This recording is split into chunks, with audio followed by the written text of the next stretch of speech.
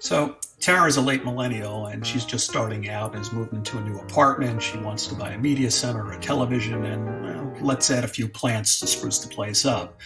Now, 10 years ago, Tara probably would have made her way into a few stores and maybe a mall or two. And in fact, these three items might not even be available at the same retailer. So that alone would require Tara to make a few stops. And back then, retail commerce was very localized. So any competition would probably be found only within a few square miles, and Tara might not even discover better pricing or a product she liked more. 10 years later, of course, the internet has permanently reshaped the retail landscape. Landline and wireless broadband have become ubiquitous, and the use of search engines, e-tailers, and social networks has become seamless. Today, the consumer is more empowered than ever with 24/7 access to extensive research, price discovery, and the ability to transact from anywhere at any time.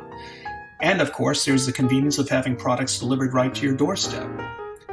And Drew is a Gen Zer, and he's old enough to have lived through the Great Recession and is wary of traditional institutions and the prospect of taking on too much debt. He's young and impervious, so saving for retirement isn't top of mind, but he does crave financial stability. And while Tara has grown up with and seen the impact of digital on her life, Drew has never even known a world without the internet. He expects a seamless and intuitive digital experience from any company he deals with, including financial institutions. So, how do the folks at Big Bank Inc. navigate this world? Well, first, it bears reminding that banks have historically been very heavy investors in technology. In fact, the first ATMs and interbank networks appeared in the late 60s and became commonplace by the early 80s. And back then, this was truly digital transformation.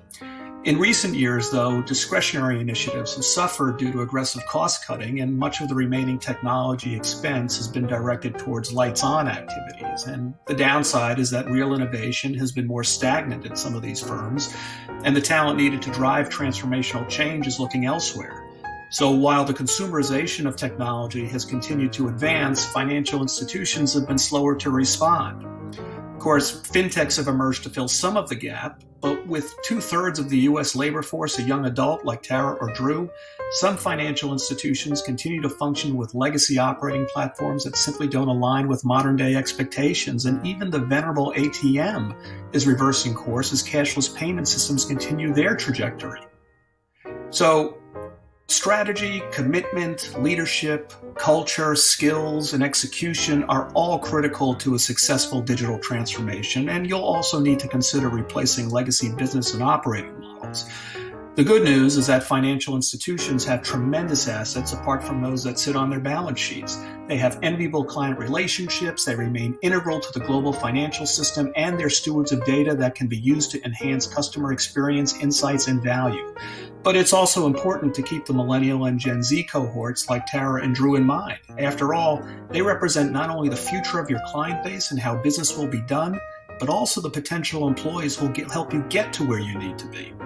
For additional content, please follow Ventova on LinkedIn, and we'd welcome the opportunity to speak with you about your business and digital needs.